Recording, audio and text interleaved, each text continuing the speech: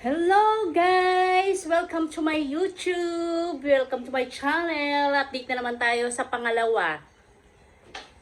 Diyan muna natin ilaw at medyo madilim. Okay. Update ko na naman kayo dito sa plot namin. Medyo magulo ngayon sa plot namin ngayon. Kasi kailangan namin nga i-empty itong isang kwarto. Ngayon ang final nito ang pag-empty. Kasi maglilipat nga kami.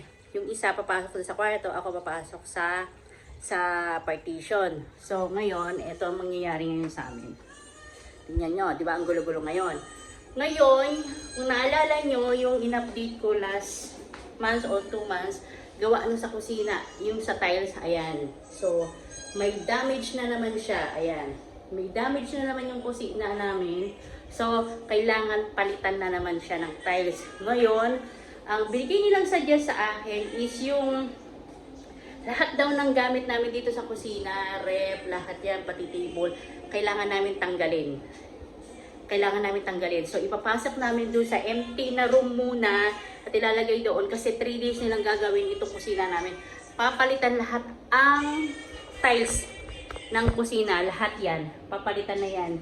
Kasi nga, yung damage na yun is ang laki-laki niya. Ayan, oh. Ayan siya. So, nagkabitak-bitak na nga siya. So, papalitan na yan. So, medyo pagod-pagod kami ngayon at maraming gamit na ang ililipat. Kaya, eto na naman. Buti na lang at ako'y libre ng 2 araw kasi ilang araw ako'y busy. So, sabi ko sa kanila, habang nandito ako, mag-i-start na sila magtrabaho. So, bukas mag-i-start sila kaya kailangan kong i-empty. So, eto, ganito yung buhay namin dito. Medyo magulo-gulo pa. Punta doon, punta diyan kasi nagawa ng itong plot is hindi naman ano din, yung parang pagkakagawa hindi pang matagalan. So yung mga parang ano lang siya, yung pagkakalagay ng tiles hindi katulad sa atin pag naglagay ng tiles is matagal na. Dito hindi. Ano lang to, parang 5 years papalitan na naman. Parang ganun sila. Hindi katulad sa atin na pang lifetime. Ito hindi after 5 years. Kasi kakagawa lang ng isa tapos ayun na naman yung isa nasira niya, yung katabi niya. So, eto. Final na yan, papalitan na lahat. Kasi sabi nila kung hindi nila papalitan yung kabuuan, gagawin lang yun. Tapos may iba na naman na mabibitak na naman. Kaya kailangan palitan na siya ng buo. So sa akin, okay lang na palitan nilang buo para hindi na pabalik-balik. So sabi nila, kailangan nyo lang na magtanggal ng gamit. Sabi ko, okay. Walang problema. Hello guys! Ito po, nagliligpit po ako ngayon.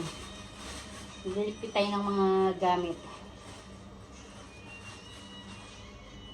Ini-empty ko yung yung cabinet.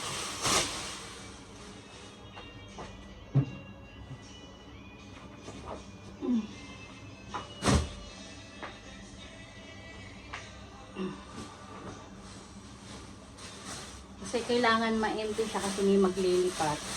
So, yung kasama ko doon sa room, siya yung papasok dito.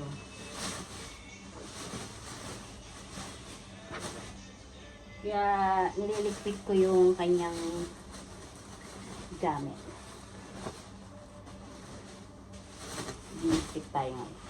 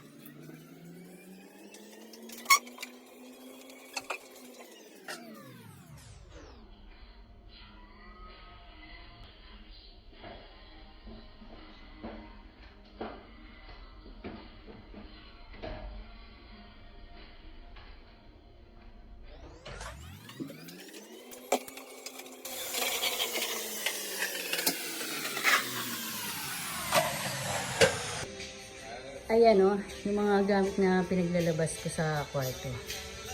Ayan. Itong kabila, ano, nilinis ko na siya. Ayan. Na-empty ko na siya. Ayan. So, empty na to. Kasi lilipat yung sa kabila, yung kasama ko sa kwarto. So, dyan siya lilipat. Yun, yung kasama ko doon, yung dito, lilipat siya. Ayan. Pa-empty na siya. So, tinatanggal ko na konti-konti. Siya na lang yung, ano, lilipat doon sa kabila. Para ma-empty ko na to ng diretso. Ayan, kaya medyo magulo. Ayan.